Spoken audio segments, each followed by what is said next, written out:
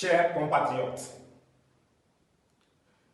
comme vous le savez, cela fait plus de 5 ans aujourd'hui que, devenu une bûchette d'allumettes dans une savane asséchée où règnent les pyromanes, je suis entré dans la clandestinité. Depuis le temps que ma tête est mise à prix par le régime Gnassingbé, contribuant à entretenir la flamme de la lutte de libération de notre pays, le Togo, je me suis constamment adressé à vous à travers des audios lorsque cela était nécessaire pour recadrer, orienter, encourager.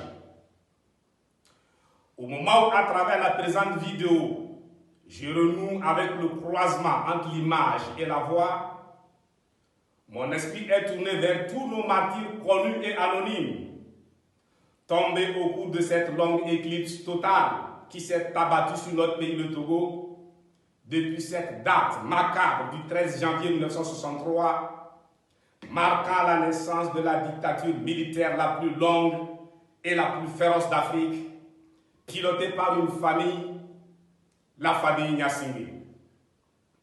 Mes pensées et mes prières vont aux blessés dont les handicapés à vie, aux mères, épouses, veuves, orphelins. Je pense particulièrement à chacune et à chacun des prisonniers politiques qui, depuis plusieurs années, croupissent dans les geôles de la dictature militaire et dont je partage intimement la douleur de la violence et de l'injustice d'état de non-droit.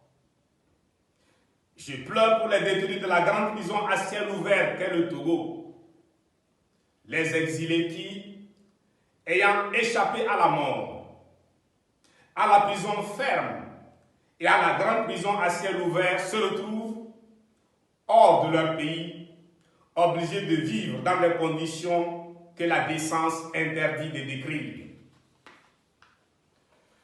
Comment oublier la diaspora togolaise, très active de par le monde dans la lutte de libération du Togo qui, de ce fait, et malgré ce qu'elle représente, est interdite de territoire dans son propre pays. Quid des journalistes à la plume droite bâillonnés, persécutés et pourchassés partout. Je ne peux pas ignorer les souffrances et le traumatisme des populations des villes, villages et campagnes investis de nuit ou de très bonne heure par des militaires armés jusqu'aux dents qui, dans une violence inouïe, faite de bastonnades, d'humiliations de toutes sortes, passent systématiquement au peigne fin.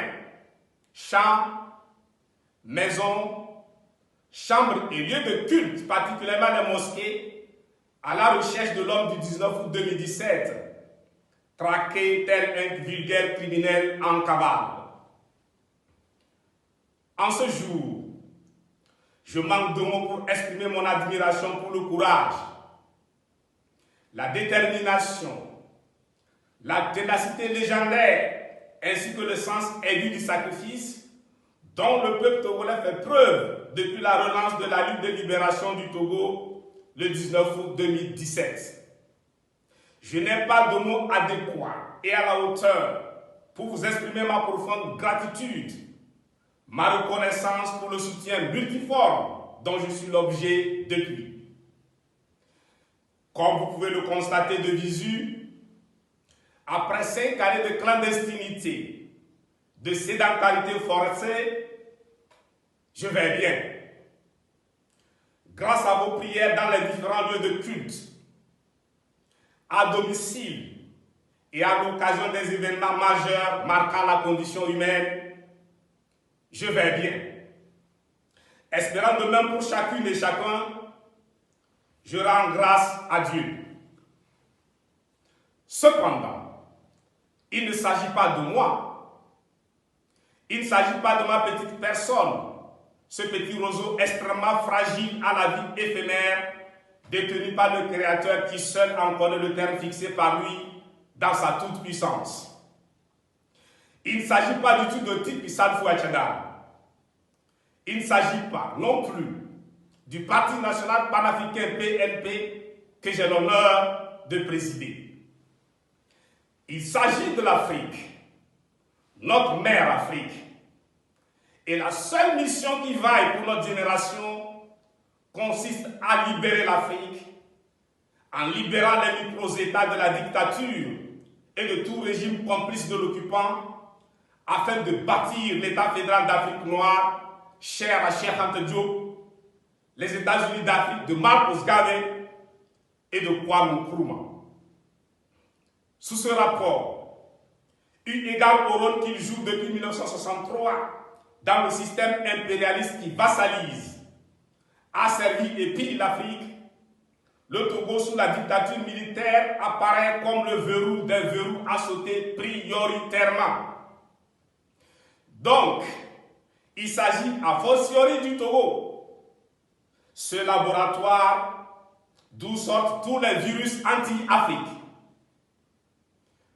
La simple esquisse du profil ou du palmarès de notre pays, le Togo, fait froid dans le dos. Ce pays que d'aucuns continuent de désigner par petit pays, oubliant qu'un laboratoire n'a pas besoin de grandes dimensions, que ce qui tue